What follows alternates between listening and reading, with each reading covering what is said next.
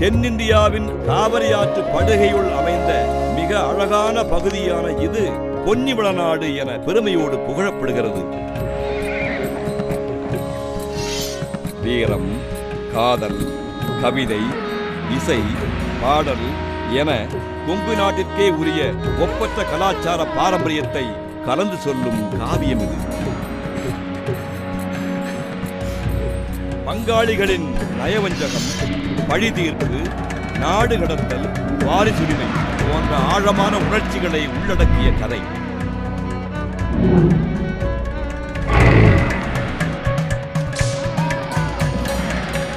மனதை கொள்ளை கொள்ளும் இந்த கண்கொள்ளா வண்ணக் காட்சிகள் கொங்கு சீமையின் நட்புரிமைகளை நவீன உலகிற்கு சொல்ல வருகிறது.